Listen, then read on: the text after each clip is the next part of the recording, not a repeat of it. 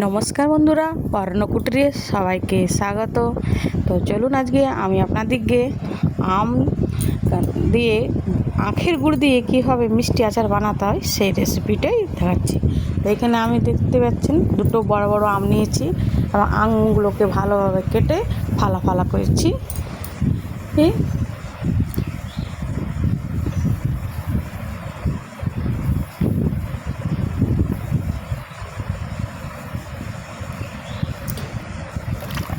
তারপরে এইগুলোকে ভালোভাবে জল দিয়ে ধুয়ে নিতে হবে পরিষ্কার করে।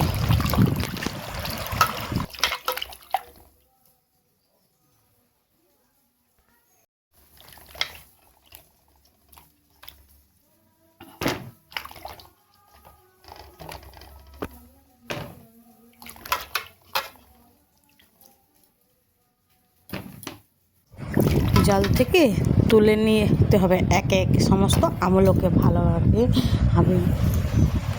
তারপরে নুন, সামান্য হলুদ দিয়ে ভালোভাবে মেখে নিতে হবে।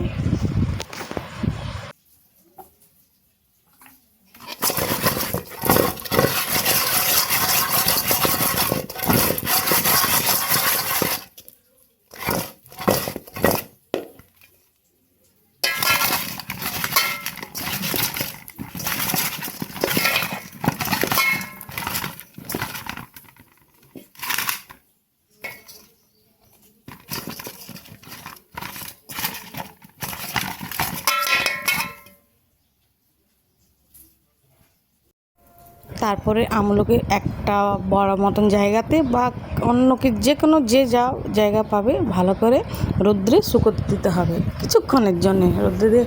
এখানে আমি শুকনো লঙ্কা, পাঁচফোড়ন, ধনে, জিরে নিয়েছি। এগুলো সমস্ত শুকনো কলাই ভেজে নিতে হবে।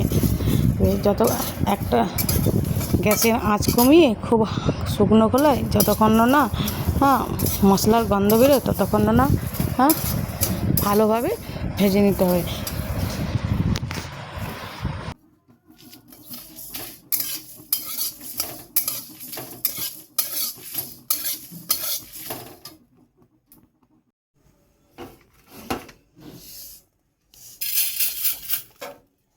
ঠান্ডা হয়ে গেলে ওগুলো গুঁড়ে নিতে হবে।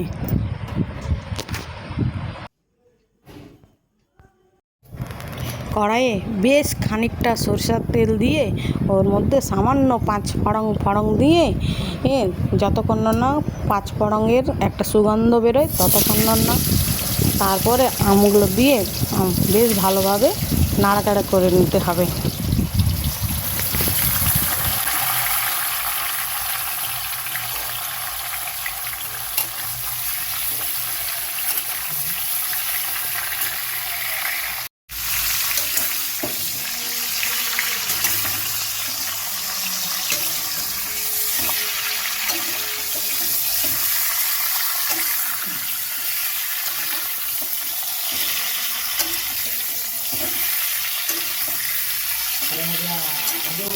আম একটুখানি ভাজা ভাজা হয়ে এলে ওর মধ্যে আখের গুড় দিয়ে দিতে হবে।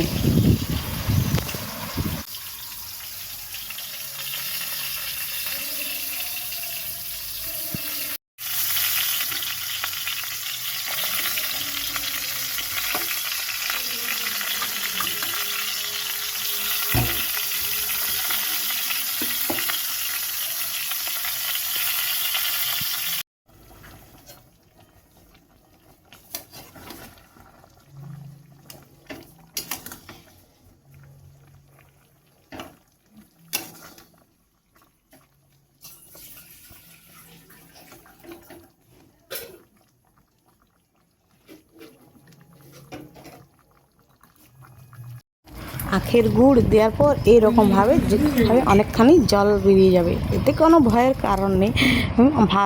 একটুখানি গ্যাসের আঁচ বাড়িয়ে দিয়ে বেশ খানিকক্ষণ নাড়াচাড়া করলেই তৈরি হয়ে যাবে আখের গুড় দিয়ে টক ঝাল মিষ্টি আমের আচার। তা আজ রেসিপিটা যদি ভালো লাগে তাহলে অবশ্যই চ্যানেলটাকে সাবস্ক্রাইব করবেন, লাইক করবেন এবং কমেন্ট করবেন। তাহলে আমি হাজির হয়ে যাব আরও একটা নতুন রেসিপি নিয়ে আপনাদের সামনে।